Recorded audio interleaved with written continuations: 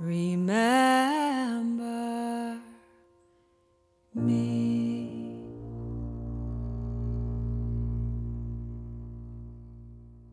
I am beyond words to describe the work of Shatterproof.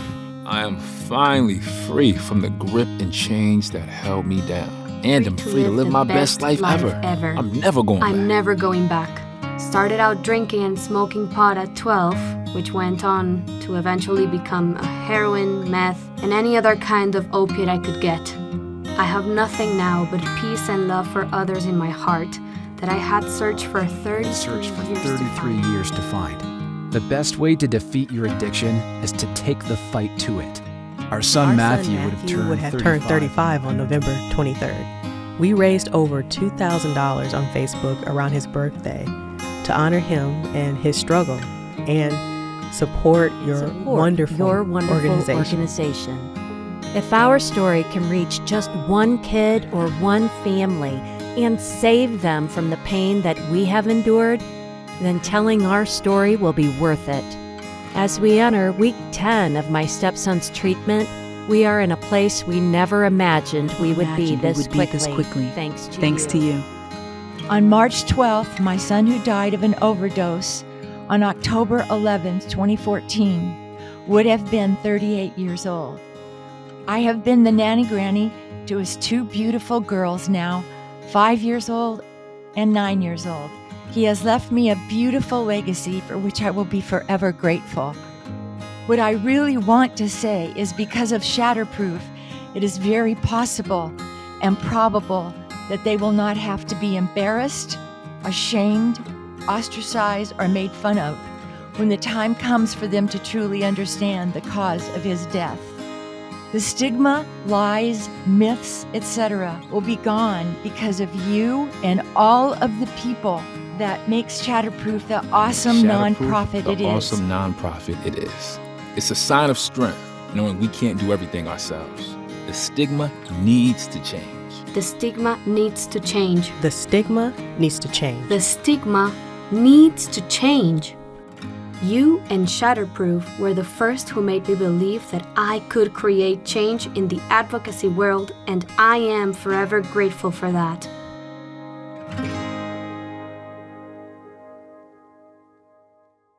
Good evening, everyone, and welcome to the Shatterproof Chairman's Reception. I think through the course of this program, we're all going to believe in our combined power to create change.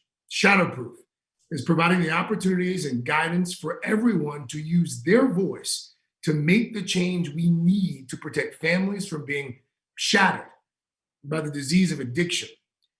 After just 8 years, Shatterproof is improving our nation's addiction treatment system, changing public policies, reducing stigma, educating families, all with the goal of significantly reducing the number of lives lost to this terrible disease.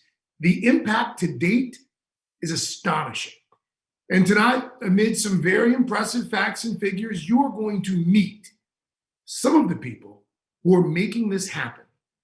Here's the first, but not the last.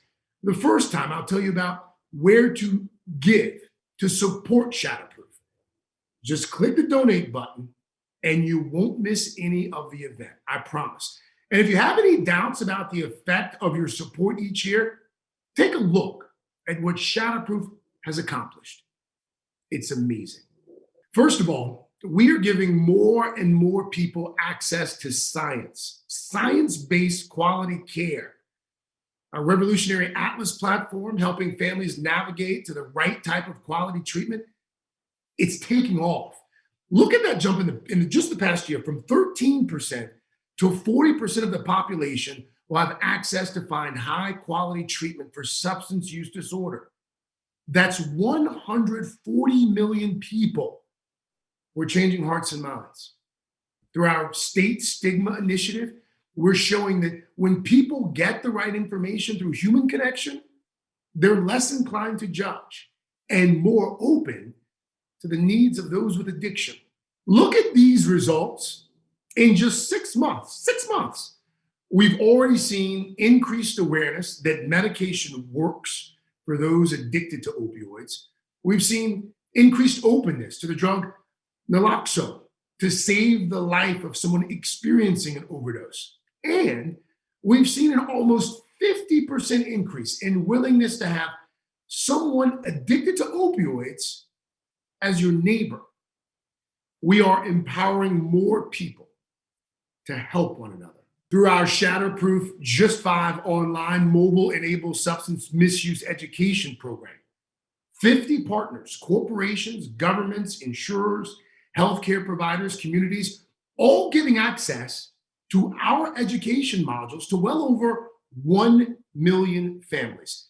That's more people who know how to help someone struggling with addiction, know how to recognize signs of drug abuse, and don't think addiction is someone's fault. Shatterproof now has a Find Help section and a Learn section on its website offering free resources for those in need. And it is helping to power changes in our laws around substance use disorder in 25 states and 2 laws at the federal level. There's also what you are doing, each and every single one of you. Take a look.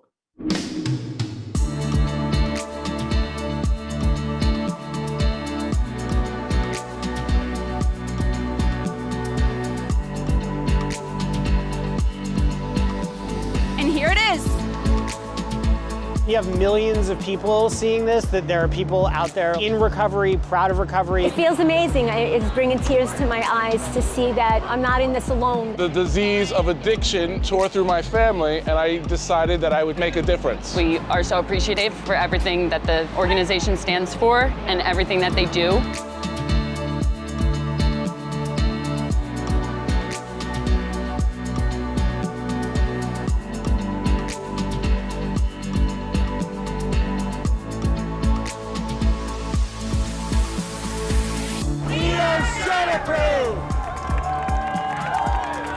My name is Will Hurling, one of the organizers of the Showdown on the Sound. It's an event we hold in honor of my good friend Mike Taylor, who passed away from an overdose. It's a build your own boat race. So every year we have 16 to 20 teams who come out, go to Rings End Lumber in town, buy what they can and build a boat and get out on the Long Island Sound and race it. This year we're closing in on 70,000. The community has just really come together. Mike was someone who had just so much energy and so much love, and people were just drawn to him. And it's just something that has a lot of spirit, a lot of fun, and it's a good time for everyone to get out and celebrate recovery and celebrate Mike's memory. Hey, off the top of your head, do you know how much money we've raised in total? Last year was over 22,000. And then the year before was like 10. So let's call it around 30, we'll say. Yeah, it's over 30. Okay, great. I'm Kara Conwell from Team DJ. I wanted to show just a picture of DJ, who I'm representing today. This is my stepbrother, who passed away in, I'm gonna cry, 2016 from addiction. So I'm here to represent him and the team that we've built in his honor. It's overwhelming, first and foremost, but I feel very grateful to be a part of this. And it's something that we feel like we have an impact in. And when something tragic like that happens, it's like your main goal is to correct it for the future. And that's Shatterproof's mission. And so we hold that close to our hearts. Come on.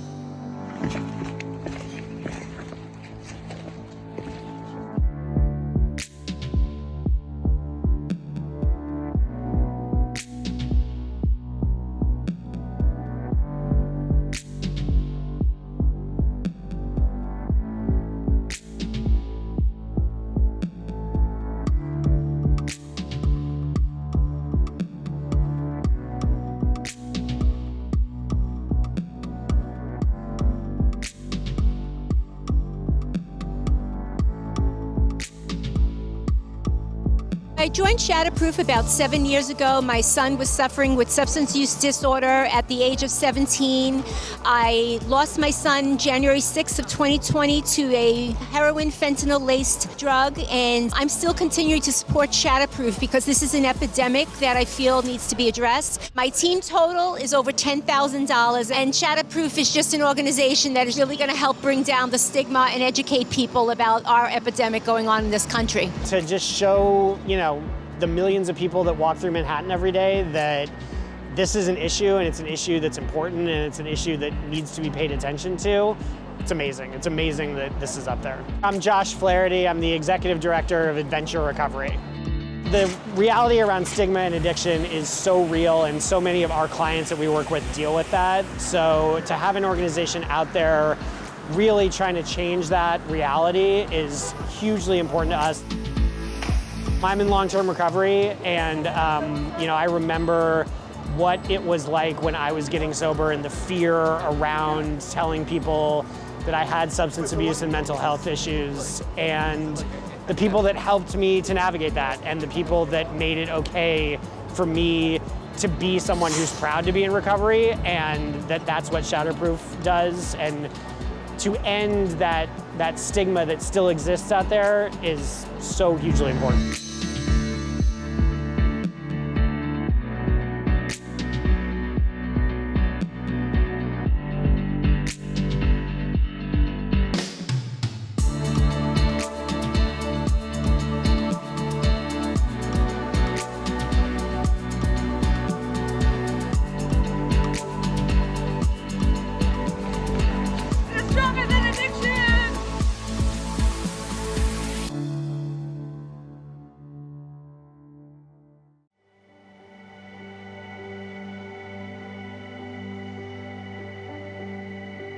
I hope to see a world that addiction doesn't mean judgment, that it means we can think about it as a disease that's impacting people just like cancer or heart disease, and that we can really rally around people instead of making them feel they can't talk about it or they don't know how to get help.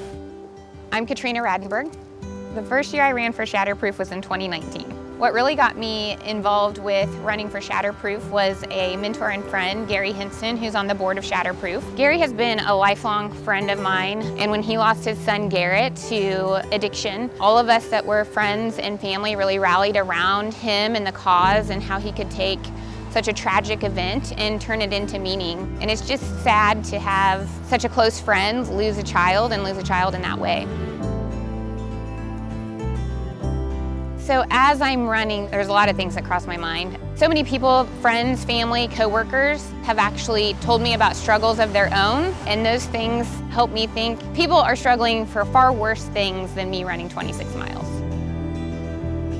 This year, I'm trying to raise $115,000 for Shatterproof.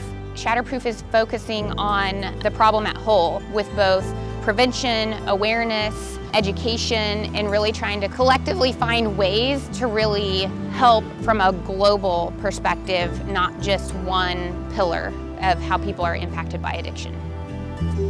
Honestly, it makes me feel privileged and honored to be able to be here. I think it's all of our responsibility to give back in some way. I feel grateful for the life that I've been given and that I can do these things.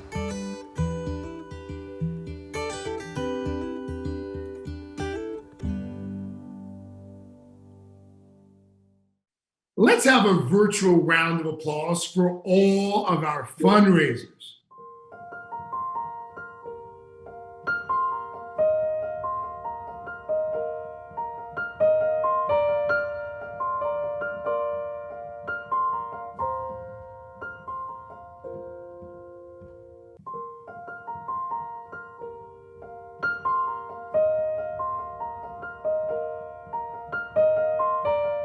Once again, you can donate right here on the website, www.chairmansreception.org. Just click on that donate button. So many of you probably know I've been personally affected by addiction. In my book, Pops, Learning to be a Son and Father, I write candidly about my dad's addiction to alcohol and gambling, a lifelong addiction. And though I knew he would read the book, I start the book by saying, I had a lousy dad. It's true. But my dad is alive and he's well to read this. And while he knows he set a bad example, there's some healing that's happening. And he's helped me figure out the kind of father I want to be, the kind of dad I need to be. I can't imagine, literally, cannot imagine what it's like to lose a loved one to addiction. I cannot imagine how a father loses his son. And that's precisely what happened to my friend Gary Mendell, the founder of Shatterproof. My heart aches for him and his family, and yet it's astonishing what he, Shatterproof, and all of you have been able to accomplish in just 8 years since this fantastic operation called Shatterproof was formed. Good evening, everyone. Thank you all so much for joining us. Each of us is here tonight for a cause we care deeply about, ending the shattering of our families due to the addiction to drugs and alcohol. For so many of us, it is personal, afflicted with this disease ourselves or someone in our family, or having suffered through the most horrific tragedy, the death and loss of someone we loved so dearly. For me, 10 years ago today, I was woken up in the middle of the night and told my son Brian had just died. He was 25 years old. After Brian's death, I struggled with 2 questions. What could I have done differently as a father? And what could be done to spare other families the tragedy my family had suffered? When I was emotionally ready, I traveled the country for 3 months seeking answers to these questions. What I found destroyed me all over again. Proven research on the prevention and treatment of addiction sitting there, buried in medical journals, that could have helped my son and millions of others. What was missing was an organization to get this information out, get it implemented, and protect our families. From this, a vision emerged of uniting millions of Americans and empowering them to ensure that our society got this done. Shatterproof was formed to do this. As I reflect on these past 10 years, I have so many emotions. I see pictures of Brian on the walls in our home, reminding me of so many wonderful memories. Say hello. Hello. And watching old videos brings Brian to life. Manly vibes. He's up. Can I see your muscle?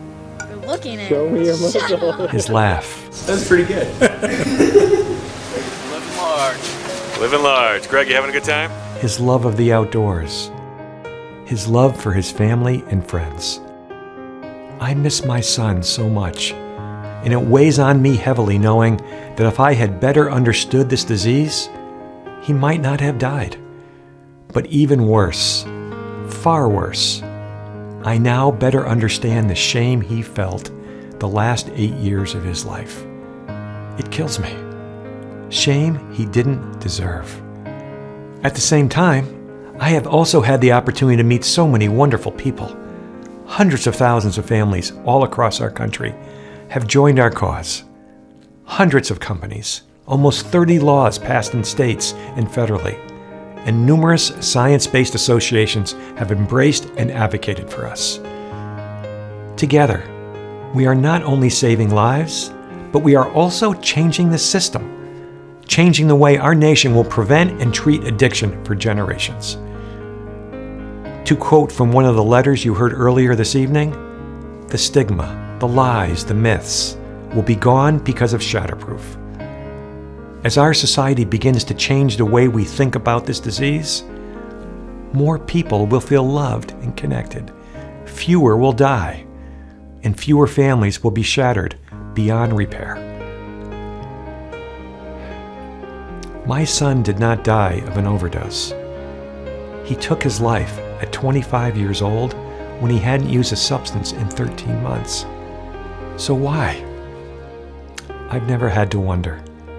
He told us in his suicide note. It's about not being treated like a human, he wrote, especially one who has worked so hard to get back to normal. My son didn't see a world where he could be looked at as normal. As a young man who got sick, could get treated in our healthcare system, and then could get better and live a full and fulfilling life. Together, we are changing this for the next young man or next young woman to come along, the next family. Please join us in doing so. I can't imagine a more perfect expression of humanity. Thank you.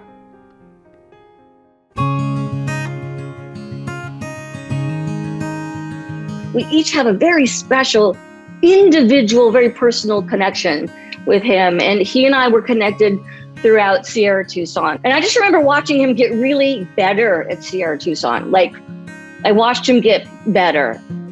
Kind of became like an older brother for me there. And that relationship went on for, years after that, even after we parted ways and left.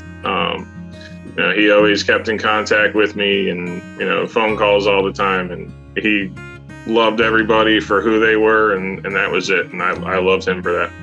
Brian was obviously someone who went through a lot, and I was dealing with whatever I was dealing with as a 22-year-old, and he helped me with that. And so every day we would walk and pick fruit off people's trees and get hot cocoa, and he would get full fat hot cocoa with extra whipped cream, which I thought was funny at the time, because if there was plant-based milk back then, that's probably what I would have gotten. But we were just very different, but we also appreciated a little bit of each other. This is a guy who I consider one of my best friends, even though we had grown apart a little bit. He was still one of my closest friends of my life. And I was just embarrassed that I didn't know what he had, the extent of the deeper part of his troubles. And you wish you could have been there for someone. Even now, I still feel like there's such a stigma, even now, even after COVID, after everybody sort of had some mental health issues, it's really not okay to talk about. He wanted his life back. He had all these plans and dreams, and he wanted to become a treatment counselor, and he was writing, he was passionate, and most importantly, he just wanted out. He was, at that point, he was maybe a year sober when I first met him, or when he passed away. It was 13 months. It was, what more do I have to do to get my life back?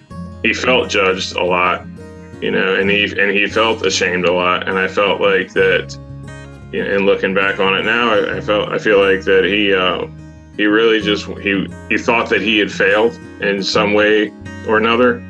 And he kind of just wanted a second chance and to make things better. And the phone rang, and it was a Connecticut number. It was a Connecticut area code, but it wasn't Brian's, and he's the only person I knew that lived in Connecticut. And I saw that number, and I knew. And it was, I can't tell you how I knew. I saw that number, and I knew. I think I cried more about Brian than I've ever cried about anyone, and I can't explain why. Whether it's friends or family or my patients now, just giving them space to talk and tell you what's wrong. It's usually not, usually I don't need to ask a lot of questions. I just can kind of open it up and people tell me what they need to tell me. So I think, I think about Brian a lot, and I see him in a lot of my patients. And I try to, take some of what Brian taught me and use it every day. And he had plans, and he was looking towards the future, and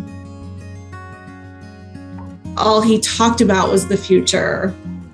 He didn't step forward. He walked forward all the time. When I think about what a beast Brian would have been had he made it to the other side, he had so many amazing gifts that if he had just been able to harness them in time, he would have been an unstoppable advocate. He would have just been an incredible force for healing for so many people. And the good news is he did touch a lot of people. He changed the trajectory of my life easily. And I am definitely a better person doing better work because of it. As a society, we could have done better for him and for other people. And there was a lot more we could have done. And accepting people, and accepting addiction and depression and anxiety and all that comes along with it. I keep this on my on my jewelry stand, this photo of Brian. I stole this from Gary and printed and cut it, but I love this picture. And I keep this there because whenever I leave for work or leave for my day, I see this and I feel like he's just with me and he's just saying, you got this. And then when I come home and when I'm having a hard day, I just feel like he's with me. And, Brian struggled with depression, and I wish that he was able to know that those feelings do pass, that there's help for depression, there's help for addiction, and both are treatable. Isabel, can you hold that up to the camera one more time so we could just get a good look at that? That is hilarious. That is like the most Brian-y look. Yes, it is. Absolutely.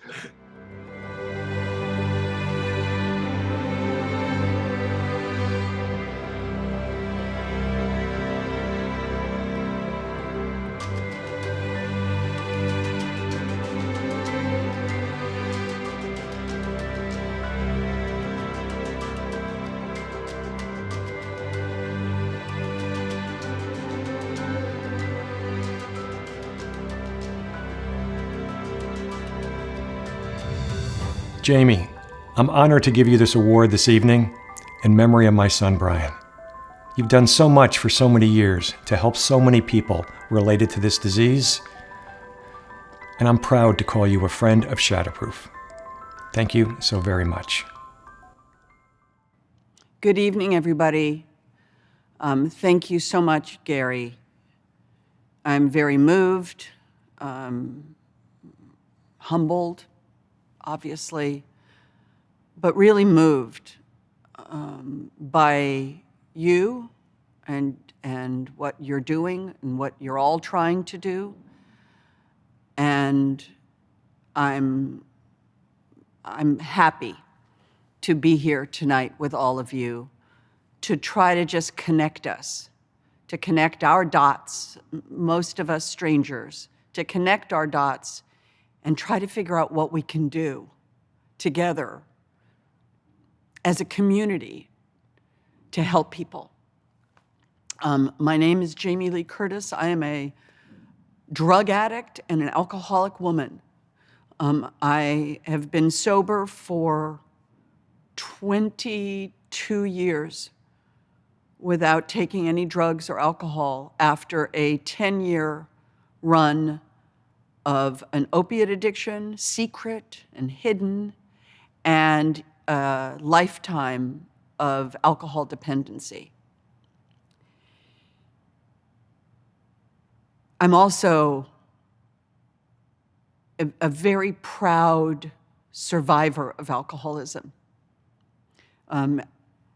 This disease killed my brother at the age of 20 and had a significant impact on both of my parents throughout their lives. And although didn't necessarily cause their deaths, certainly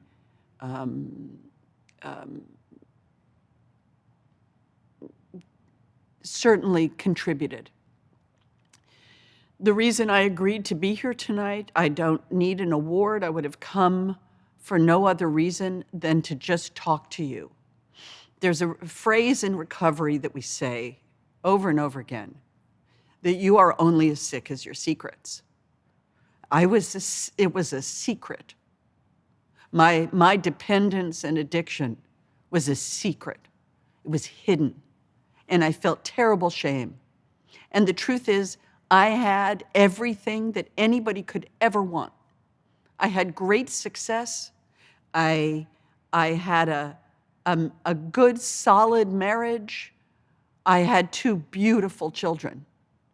And yet I still got caught in this cycle of addiction to opiates from a routine medical procedure, by the way. And it caught me. And it became my friend, but it's a false friend because it really just wants me dead. And I really came here to just let you know that the work you're doing at Shatterproof, the focus on education and the I'm so tired, destigmatization democratizing of addiction and substance abuse. The removal of the shame that people felt, that I felt for so long, is so crucial to understanding the disease. There's, in the recovery program that I am in, we talk about the delusion of addiction. Now, you're talking about shatterproof, that people can be shatterproof and that we can help them put their lives back together. And I am a living testament to that fact. But the delusion about the disease has to be smashed.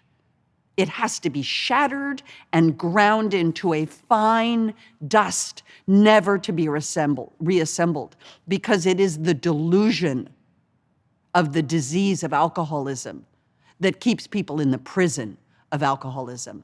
Once we can bring them out of the prison and into the light of loving arms like you guys, then we can build back their lives. Then we can put their lives back together and create strength and support and community around them and keep them sober as they move on. But we have to smash the delusion. And unfortunately, the delusion is alive and kicking in so many addicts and alcoholics in the world. It's in everything. It's everywhere. It's in all the advertising. It's nothing but messaging. The drugs and alcohol will set you free. You'll be so happy. You'll be so loose. You're going to be so fun. It is a lie. It's a delusion. It is designed to kill you. I tell young people I work with a lot of young people, the disease wants you dead. It doesn't care about you. It doesn't care a thing about you. It wants you dead. That's its only success, is it wants you to die. And I love that you guys are banding together as a group, coming up with common goals, good solutions, and that advocacy, what you're doing tonight, is just crucial in that support system for the people that you serve. And I do a lot of work in the recovery world, and I talk to a lot of people, and all I want to do is relate. I want to strip away all of the artifice. And I may be an actress, and you guys maybe you think I'm fancy person or whatever. I am a dope fiend, a liar, and an alcoholic woman until I started my road of recovery, until I was able to do so. And that's what I hope my appearance here tonight is, to strip it away. I want to strip away all of the denial and the delusion and celebrate what you're doing and let you know I am a sister for you in the struggle, and I will be there for you. And I hope every person in this room tonight, or in a Zoom space, or wherever you are, if you're watching this, you care. We all know people. We all know people who've been affected by alcoholism and drug dependency. We all do. So if you're watching this, this is the moment where I'm going to say, put up or shut up. Stop telling people you care about them. These people need your money because the work they do is valuable to saving the lives of other people. So it's really that simple. Help them, help others. And by helping them help others, you're doing the greatest service and the greatest good you can do in your lifetime. That is the noblest effort you can do, is to help these beautiful people born from the loss of a child. You get to help them help others. And that unites us all in a community of recovery and grace and love. And I'm grateful that you asked me to be here tonight, and I appreciate all of your efforts. And I really would just end with God bless you all, and stay safe, and give generously, and let's save some lives together. Thank you so much for having me. Good night. Jamie Lee Curtis, you are awesome. Thank you. Thank you so much for that. Thank you so much for sharing your insights, and congratulations. Congrats on receiving this year's Brian Mendell Award. In part, this award is a celebration of courage, and we all display courage when we can use our voices to talk about our personal experiences with substance use disorder. Then we all make it safe for the next person to talk about it, and the next person after that, the next person after that. Shatterproof honors you for that, Jamie Lee Curtis. Thank you again. And speaking of courage, so many people have asked to see Melissa Etheridge's soulful, rockin' Shatterproof performance. We're going to show you a bit of it this year. As we say goodbye, please remember to donate by clicking that button right there on your screen. Okay, Melissa, take us out. Good night, everybody.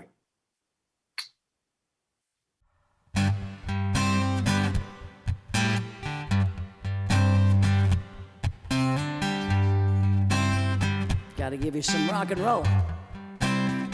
Yeah.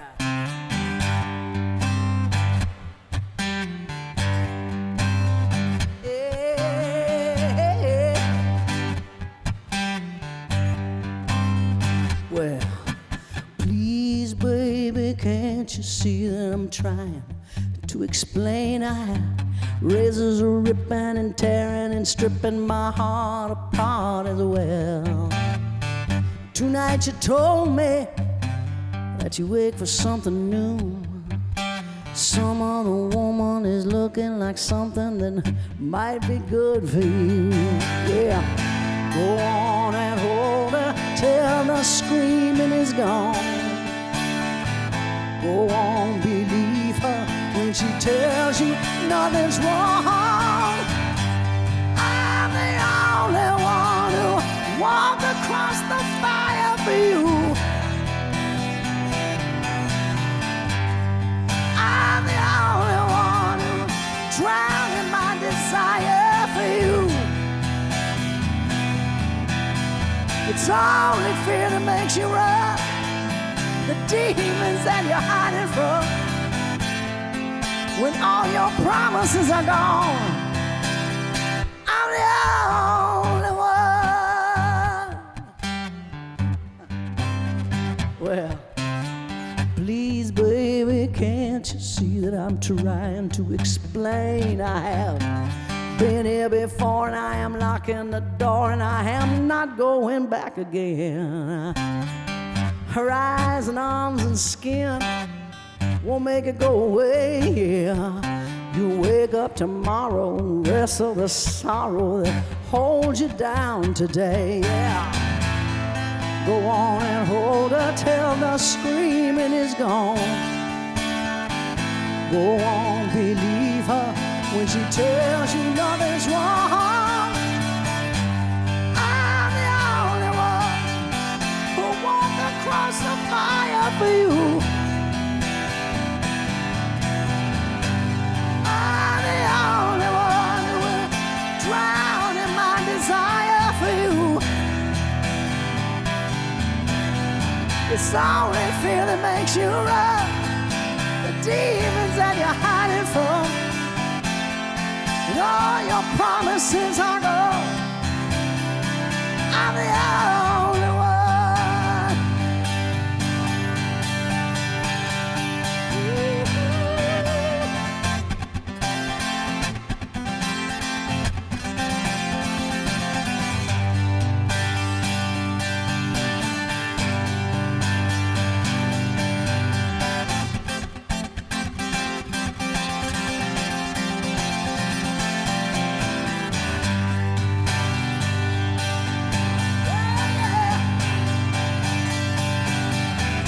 Go on and hold her till the screaming is gone. Go on, believe her when she tells you nothing's wrong. I'm the only one who walk across the fire for you. I'm the only one who's driving my desire for you. It's only fear that makes you run, the demons that you're hiding from. When all your promises are gone, I'm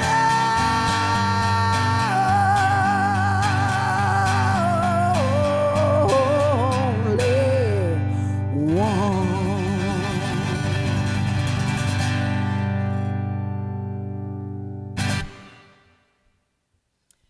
It is amazing to be a part of a community of people so dedicated to reversing the addiction crisis in America. I really appreciate that. I want to thank you all again for your participation this year, all right?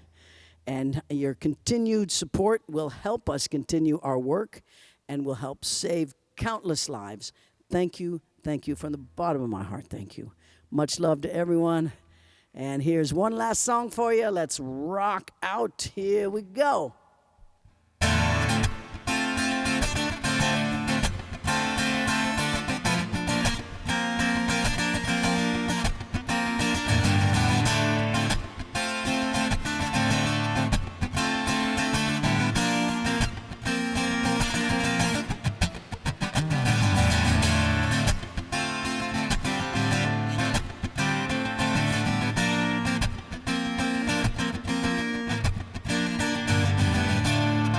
Tell me, does she like the way I do? Oh, hey. Is it so hard to satisfy your senses? You found out to love me. You have to climb some fences, scratching and crawling along the floor to touch you. Baby, just when it feels right, you say you found someone to hold you. Does she like I do, baby? Tell me, does she love you like the way I love you? Does she stimulate you, attract and captivate you? Tell me, does she miss you, existing just to kiss you like the way I do? Tell me, does she want you, infatuate and haunt you? Does she know just how to shock you, electrify and rock you? Does she inject you, seduce you and affect you like the way I do? Like the way I do. Can I survive all the implications, baby? Even if I tried, could you be less than an addiction? Don't you think I know there's so many others who would beg, steal and lie, fight, kill and die just to hold you, hold you like I do. Baby, tell me, does she love you like the way I love you? Does she stimulate you, attract and captivate you? Tell me, does she miss you, existing just to kiss you like the way I do? Tell me, does she want you, infatuate and haunt you? She knows just how to shock you, electrify and rock you. Does she inject you, seduce you and affect you like the way I do?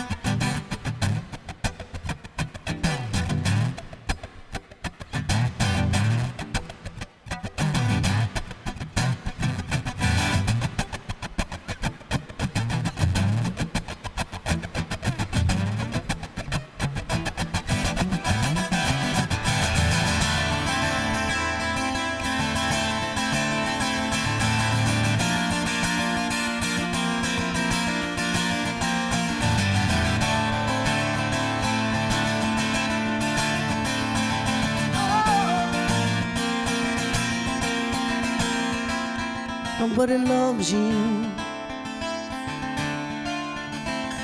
like the way I do.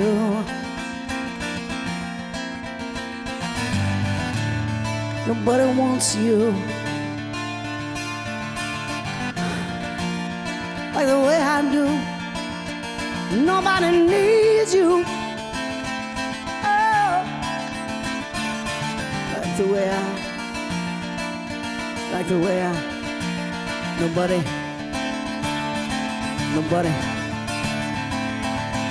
aches. Nobody aches. Nobody aches. Nobody aches. Nobody aches as the whole you, baby, like the way I do. No, no, no. Tell me, does she love you like the way I love you? Does she stimulate you, attract and captivate you? Tell me, does she miss you, existing just to kiss you like the way I do? Oh, oh, oh, oh. Tell me, does she want you, infatuate and haunt you? Does she know just how to shock you, electrify and rock you? Does she inject you, seduce you and affect you like the way I do? Oh, like the way I do. Like the way I do.